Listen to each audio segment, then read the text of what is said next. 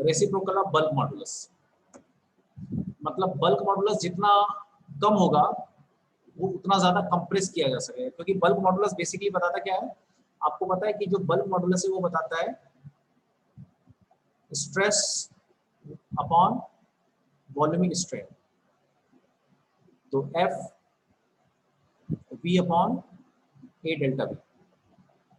तो change in volume जितना ज्यादा होगा उतना कम बल्क मॉडुलस होगा। तो अगर किसी का चेंज इन वॉल्यूम ज्यादा हो रहा है, मतलब पहले इतना वॉल्यूम था अब इतना वॉल्यूम हो गया, चेंज इन वॉल्यूम ज्यादा हो गया, इसका मतलब उसको कंप्रेस आसानी से किया जा सकता है ना। तो जैसे अपने पास दो सब्सटेंस है, एक सब्सटेंस ये है और दूसरा सब्सटेंस ये, दोनों का साइज सेम है, ठीक है, ये ए है ये बी है, बट ए को जब अपन ने कंप्रेस किया तो ये इतना हो गया, और इसको जब कंप्रेस किया अपन ने, इसको जब कंप्रेस किया तो ये इतना ही हो गया। तो इसका चेंज इन वॉल्यूम क्या होगा, greater than change in volume of B. तो bulk modulus of A will be less than bulk modulus of B, और ज्यादा वॉल्यूम चेंज हो रहा है मतलब इसकी कंप्रेसिबिलिटी ए की ज्यादा होगी कंप्रेसिबिलिटी ऑफ बी। क्यों भाई, समझ में आ गया?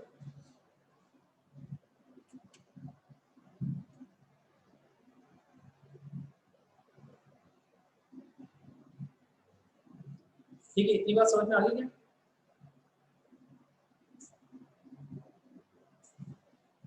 चलो आगे, कैन वी मूव फॉरवर्ड?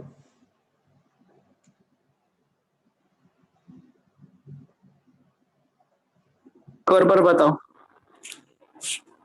अरे भाई, एक बॉडी ए है एक बॉडी बी है, दोनों को हमने दबाया, एक बॉडी ए में यहाँ से यहाँ पहुंच गई, मतलब इसका चेंज इन वॉल्यूम बहुत ज्यादा होगा इसके कंपेयर में, इस बी के कंपेयर में चेंज इन वॉल्यूम ज्यादा है। अगर ये ज्यादा हो गया तो बल्क मॉडुलस कम हो जाएगा, तो बी का बल्क मॉडुलस इस वाले मॉडुलस से कम हो जाएगा। अब जिसको हम ज्यादा दबाते हैं वो आसानी से कंप्रेस होता है, तो उसकी कंप्रेसिबिलिटी ज्यादा होगी, तो ए की compressibility is greater than compressibility of B. तो इतनी बात समझ में आ रही क्या?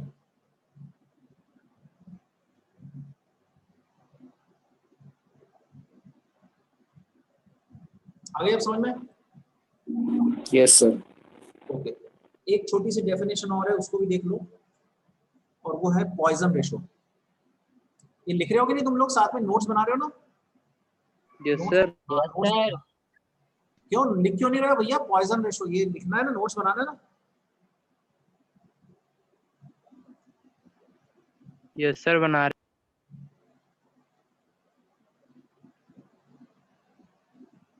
पॉइजन रेशो, ओके, लिखिए, it is the ratio of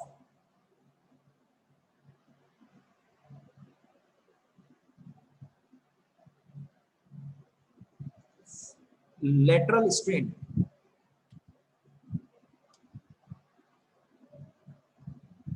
to longitudinal strain।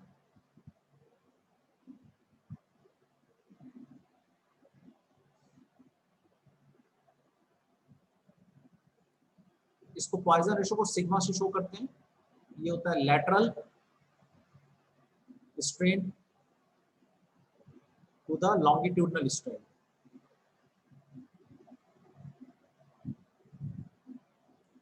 Strain, lateral strain का क्या मतलब होता है, डेल्टा एल अपॉन एल और sorry delta R upon R, और इसका क्या मतलब होता है longitudinal delta L upon L. जैसे अगर अपने पास एक रबर है, ठीक है, ये अपने पास एक रबर है, यहाँ से बंधी हुई है, इसको जब अपन पकड़ के खींचेंगे, ऐसा एफ फोर्स लगा खींचेंगे, तो ये पतली होती जाएगी, ठीक है, ऐसी पतली हो जाएगी ना, और थोड़ी लंबी हो जाएगी, ऐसी हो जाएगी। तो देखो ये क्या हुआ, यहाँ चेंज इन रेडियस हुआ, इसको लेटरल, लेटरल मतलब परपेंडिकुलर, लेंथ के परपेंडिकुलर, तो ये डेल्टा आर हुआ, ओरिजिनल इसका आर इतना था, तो डेल्टा आर अपॉन आर को हम कहेंगे लेटरल स्ट्रेन। और यहाँ क्या हुआ, चेंज इन लेंथ हुआ, और ये क्या थी, ओरिजिनल लेंथ, इसको लॉन्गिट्यूडनल स्ट्रेन। तो इन दोनों के जो रेशो है इसको अपन पॉइसन रेशो कहते हैं। नेगेटिव क्यों लिखा है, क्योंकि अगर लंबाई बढ़ेगी तो चौड़ाई घटेगी, मतलब लेंथ अगर बढ़ेगी तो ये कम होगा, दोनों एक दूसरे के अपोजिट होगा।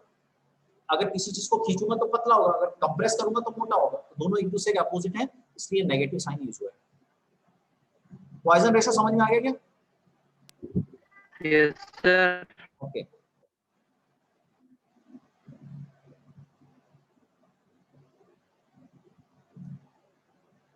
इसकी जो वैल्यू है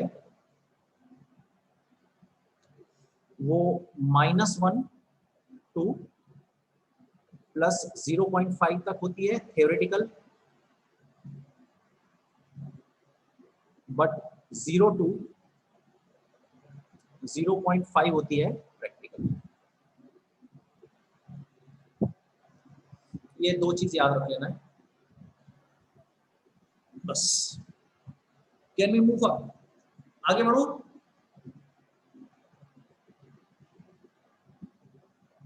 यस सर। यस बढ़िया। सर। नोट कर लिया, चलिए।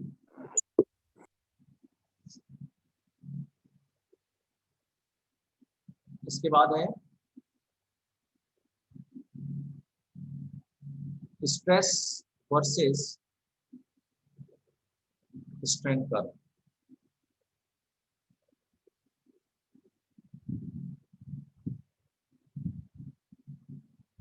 ये कर्व आपको बनाना है 1 मिनट। मैं थोड़ा इसको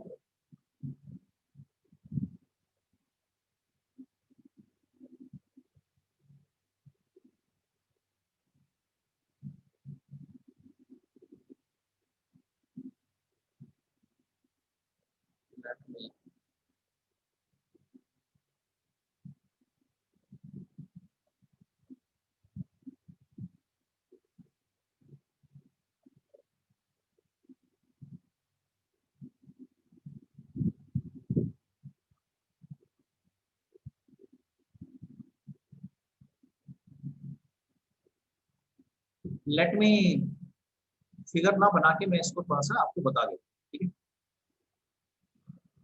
late me take this 1 minute.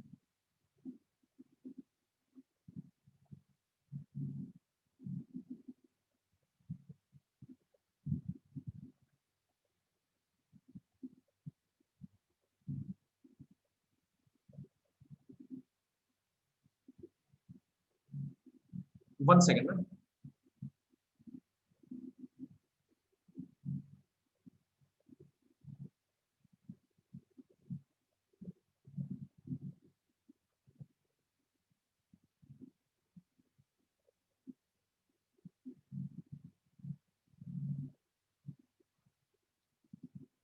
Okay, आपको दिख रहा है क्या यहाँ पे कुछ?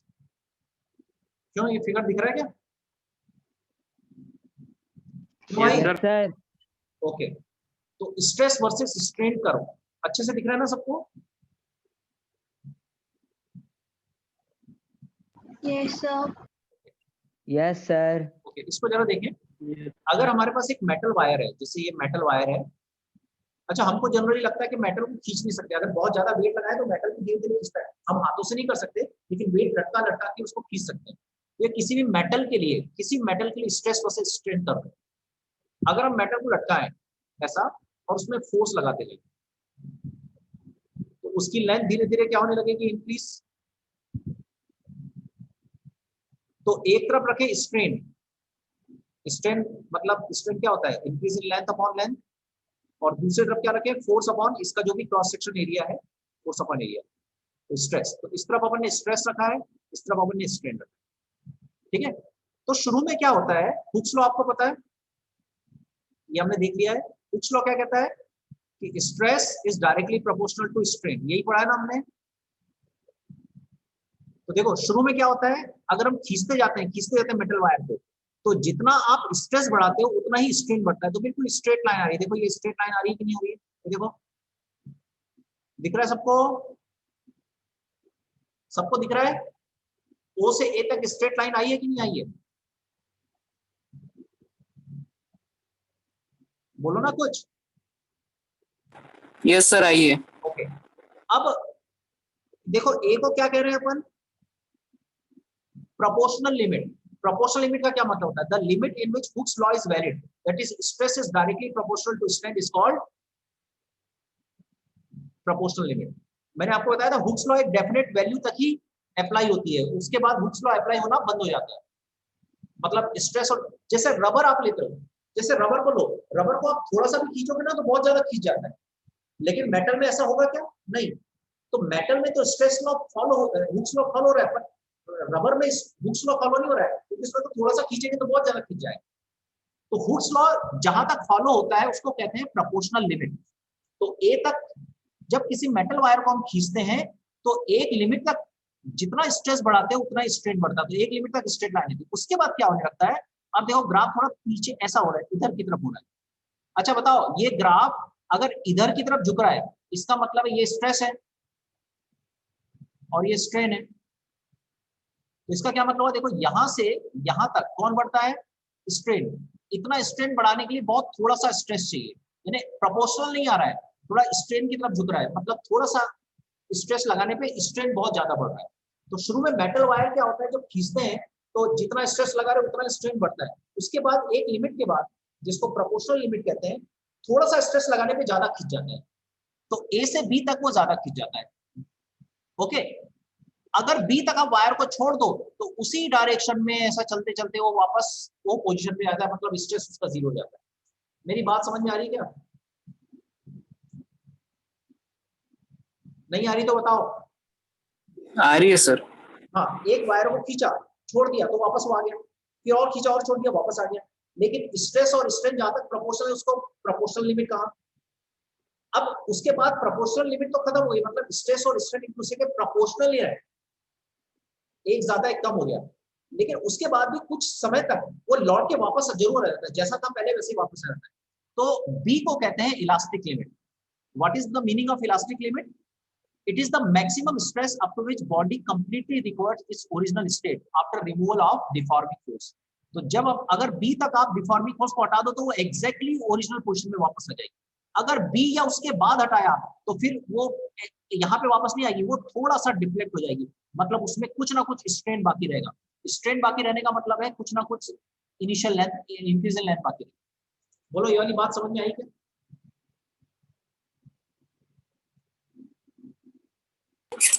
Yes sir. अगर इसके बाद भी हम वायर को खींचते जाते हैं इलास्टिक लिमिट के बाद, तो वायर का कुछ टेढ़ा मेढ़ा कर्व आने लगता है, मतलब अब स्ट्रेस और स्ट्रेन का ज्यादा लेना देना नहीं होता है। तो बी और सी, ये जो लिमिट होती है, बी सी पे आता है, बी से C, the point beyond elastic limit at which length of the wire start increasing without increasing stress is called yield point. एक लिमिट आती है, उसके बाद क्या होता है, वायर को जैसे बी, जैसी इलास्टिक लिमिट क्रॉस होती है, अब आप थोड़ा भी वायर को खींचो, थोड़ा सा ना के बराबर खींचने पर वायर फैलने लगता है, उसको कहते हैं यील्ड पॉइंट। तो ये सी जो होता है वो यील्ड पॉइंट होता है। सी के बाद प्लास्टिक रीजन आ जाता है। प्लास्टिक रीजन, प्लास्टिक क्या होता है, उसमें तो थोड़ा सा खींचने पर बहुत ज्यादा स्ट्रेन होता है। तो आपने देखा होगा कि कभी किसी रस्सी को जब हम खींचते हैं तो पहले थोड़ी पतली पतली होने लगती है और पतली होने के बाद अल्टीमेटली टूट जाती है। तो ये वाला जो रीजन है ये प्लास्टिक रीजन कहलाता है। जितना ज्यादा प्लास्टिक रीजन होगा सब्सटेंस उतना ज्यादा डक्टाइल होगा। अगर मैं आपसे पूछूं कि दो सब्सटेंस है, एक का प्लास्टिक रीजन इतना है और दूसरे का प्लास्टिक रीजन इतना है, तो आप बोलेंगे ये डक्टाइल है, मतलब टूटने से पहले कहीं ज्यादा खींचेगा, और ये ब्रिटल है। आई क्या बात समझ में? किसका माइक ऑन है यार, बंद करो ना, तुम क्या करते रहते हो।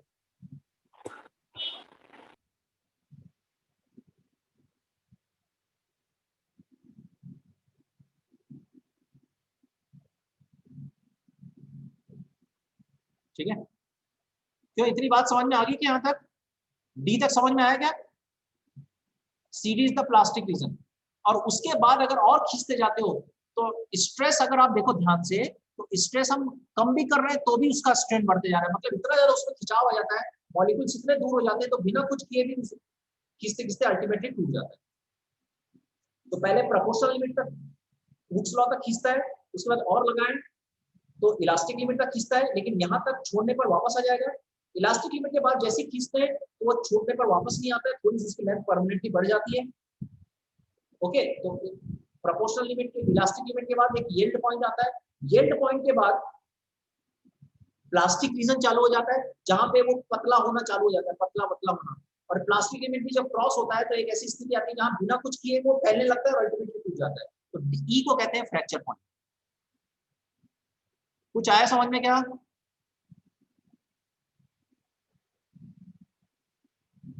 आई बात समझ में?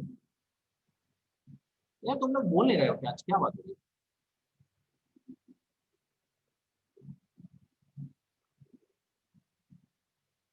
ये डेफिनेशन लिखना है। ब्रेकिंग पॉइंट क्या होता है? सीधी बात है, किसी भी वायर पे लगाने वाला maximum stress, the position when the strain becomes so large that wire breaks down is called breaking point. At this point the stress acting in that wire is called breaking stress. ये बहुत important point. जिस stress पर कोई wire break हो जाता है उसको कहते हैं breaking stress, and strain is called breaking strain, और उस स्ट्रेन को हम ब्रेकिंग स्ट्रेन कहते हैं। Breaking stress is also known as tensile strain. इसको टेंसाइल स्ट्रेन भी कहते हैं, टेंसाइल मतलब खींचने वाला। Metals with small plastic deformation are called brittle. देखो, जिसमें मैं भी यही बताया था, जिसमें प्लास्टिक रीजन कम होगा मतलब वो थोड़ा सा खींचता है और टूट जाता है, और जिसमें प्लास्टिक रीजन ज्यादा होगा वो ज्यादा खींचते हैं और टूटते हैं। Metal with large plastic deformation called ductile. क्या इतनी चीजें समझ में आ गई? क्या नोट कर लिया? क्या थोड़ा बोलो भाई, कुछ बोलो। मेरे को समझ में नहीं आ रहा है, आप लोग को समझ में आ रहा है? यस सर, आ रहे हैं सर। ये वाला समझ में आ गया? नोट कर लिया क्या? यस सर, समझ आ गया। ओके, चलिए।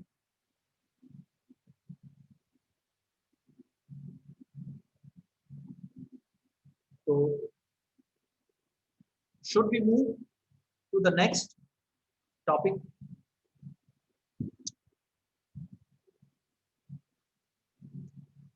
चलो अगले पे। ओके, तो ये अपन ने कर लिया है। So we move on to the next topic.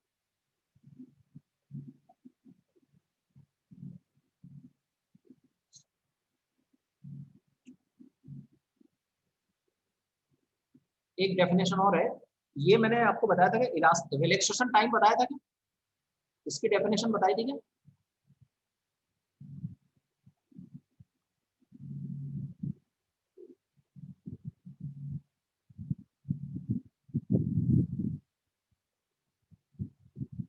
क्यों?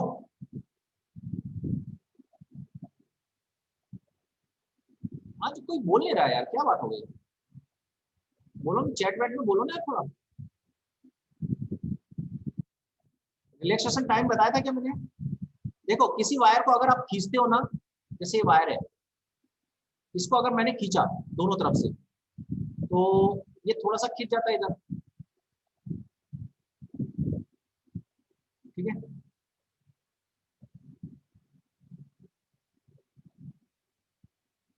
ऐसा खींच जाता है।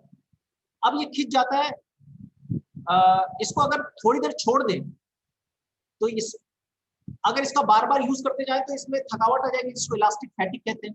लेकिन अगर इसको कुछ समय छोड़ दें तो आप देखेंगे फिर से अपनी ओरिजिनल स्टेट गेन कर लेता है और फिर से काम के लायक हो जाता है। तो ये जितना टाइम इसको वापस अपनी ओरिजिनल स्टेट में आने में लगता है उसको रिलैक्सेशन टाइम कहते हैं, जिससे अपनी इलास्टिसिटी वापस कर ले। ठीक है क्या? क्यों, ये वाली बात समझ में आ गई?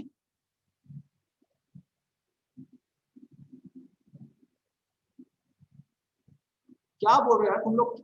आज क्या कर रहे हो तुम लोग? बोल क्यों नहीं रहे हो? कुछ समझ में नहीं आ रहा आज।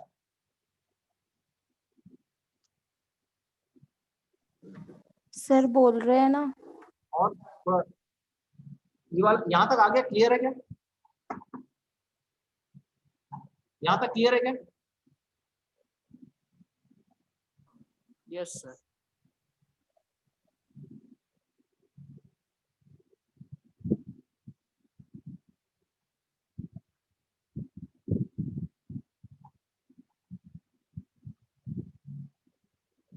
चलो, नेक्स्ट है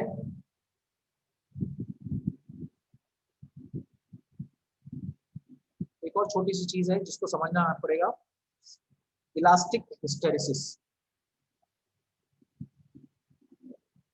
इलास्टिक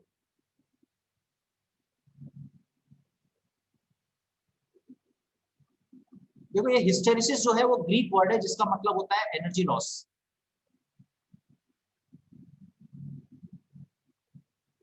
ग्रीक वर्ड है जिसका मतलब होता है एनर्जी लॉस। इलास्टिक हिस्टेरिसिस क्या है? देखो, अगर मैं एक रबर को खींचूं छोड़, अगर ऐसा ऐसा करते रहूं रबर को, तो आपने इसको एक बार खींचा और एक बार छोड़ दिया, तो भाई एक बार आपने खींचा और उसको छोड़ दिया तो रबर जैसी थी वैसी वापस आ गई, लेकिन आपने जो एनर्जी लगाया वो गई कहां? तो ये ठीक वैसे है, अगर आप एक रबर को, बहुत बड़ी रबर लो और उसको खींचते जाओ, ऐसा ऐसा करते जाओ कई बार, तो आपकी जो एनर्जी लॉस हो रही है वो गई कहां? एक्चुअल में जब आप उसको खींचते हो और जिसको वापस लाते हो, तो उसके अंदर के मॉलिक्यूल जो है वो वैसे ही नहीं रहते। जब आप उसको खींचते हो और वापस लाते हो तो अंदर के मॉलिक्यूल ऐसे वाइब्रेट करते हो, आपकी एनर्जी उस मॉलिक्यूल के वाइब्रेशन में चली जाती है और धीरे धीरे वाइब्रेट करते करते वो एनर्जी हीट के रूप में लॉस हो जाती है। जैसे दो मॉलिक्यूल अगर वाइब्रेट करते रहे तो आपस में टकराएंगे, जैसे दो हाथ टकराते तो हीट जनरेट होती है, वो लॉस होती है। तो अगर किसी रबर को हम एक बार खींच के वापस लाते हैं, एक बार खींच के वापस लाते हैं, ऐसा करते हैं, तो एक बार खींच के वापस लाने में जो हमारी एनर्जी हीट के रूप में लॉस होती है उसको कहते हैं हिस्टेरिसिस लॉस। किसी भी रबर या किसी भी मटेरियल को एक बार स्ट्रेस देके वापस जीरो स्ट्रेस करने पर जो एनर्जी लॉस होती है, it is known as hysteresis loss. क्यों भाई, समझ में आया क्या कुछ? डेफिनेशन लिख लो इसकी। When stress is applied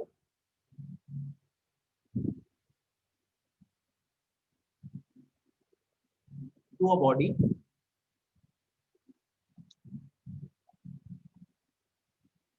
and decreased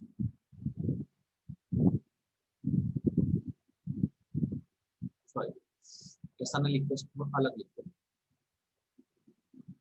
when a substance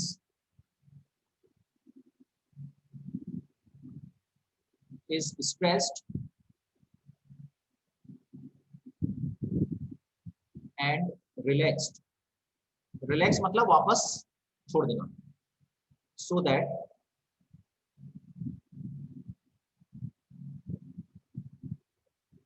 stretching is completed in one cycle, it is known as hysteresis loss. Elastic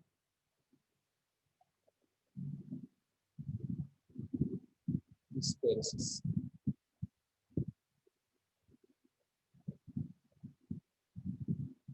तो यहाँ तक बात समझ में आ गई है? इसका एक ग्राफ भी होता है, इस ग्राफ को जरा देखें।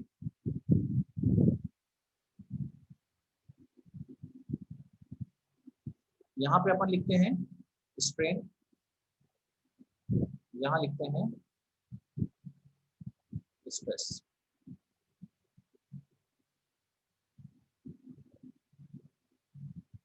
इस तरह से ग्राफ आता है।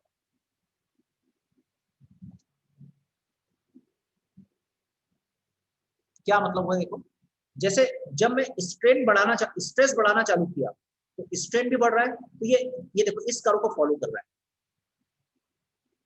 ठीक है। स्ट्रेस बढ़ाना चालू किया तो स्ट्रेन बढ़ रहा है, तो ये बढ़ते जा रहा है बढ़ते जा रहा है, यहां तक पहुंचा। यहां पहुंचने के बाद अब टूटने की कगार पे आ गया, तो हमने स्ट्रेस को कम करना चालू किया। तो जब स्ट्रेस को कम करना चालू करते हैं तो वापस उसी पाथ में वापस नहीं आ रहा है, बल्कि थोड़ा सा अलग पाथ में वापस आ रहा है। इसका ये मतलब है कि अब स्ट्रेस वैसा ही नहीं कम हो रहा है जैसा स्ट्रेन बढ़ा, और आते आते धीरे धीरे फिर ऐसा करके जीरो होता है,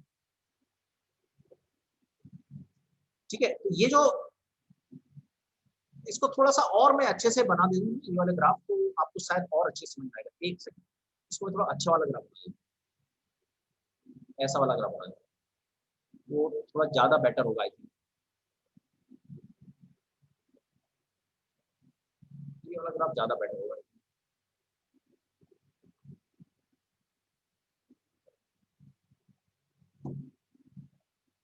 शुरू में क्या होता है, स्ट्रेस को बढ़ाना, ये स्ट्रेस है यहाँ पे, है ना?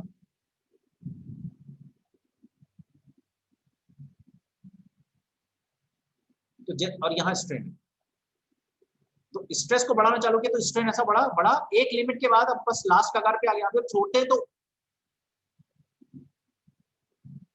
ठीक है, तो जब छोड़ते हैं तो ये अपोजिट डायरेक्शन में ऐसा वापस आ रहा है। तो देखो जब ये वापस आया तो उसमें कुछ स्ट्रेस बच गया। अब स्ट्रेस को अगर वापस जीरो करना है तो थोड़ा और कंप्रेस करना, तो और थोड़ा उसको रिलैक्स करना पड़ता है, तो यहाँ पे पहुंच जाएगा। फिर अपोजिट डायरेक्शन में स्ट्रेस लगाया तो यहाँ पहुंच गया। इस तरह से ये लूप जो बनता है वो एक इस तरह से जो एरिया कवर होता है इसको हिस्टैरिसीस लॉस से रिप्रेजेंट किया जाता है। ठीक है, नोट्स आप ये बनाइए ना, जो जरूरत होगी वो मैं भिजवा दूंगा। ये नोट्स आप इसको बनाइए।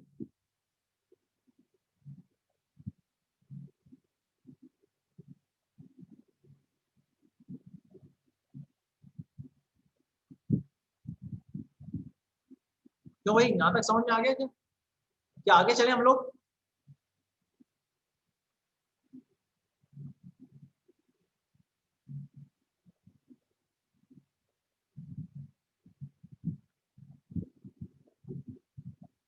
बोलो आगे चले क्या?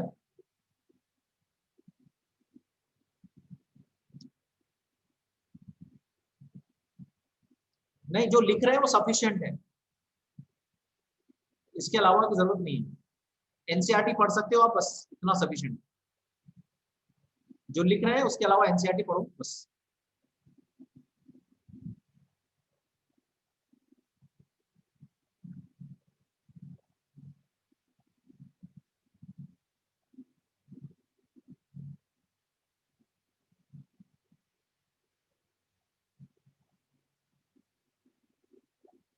ठीक है, इसके अलावा एनसीईआरटी आप पढ़ लीजिए, it is more than it is sufficient.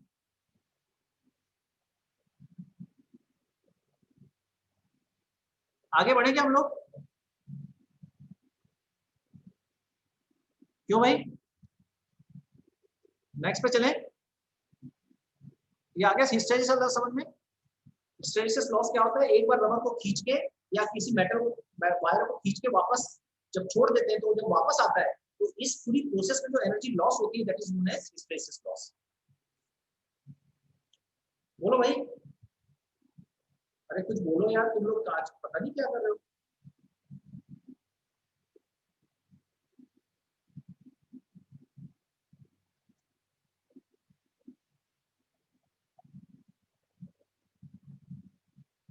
कहाँ गए आकांक्षा वगैरह, कहाँ गए? शिवम, भगत, सोहम, विधि, कहाँ गए सब लोग?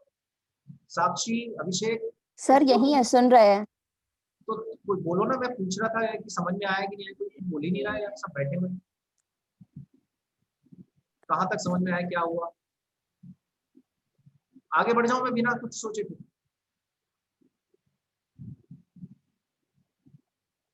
बोलो ना। आगे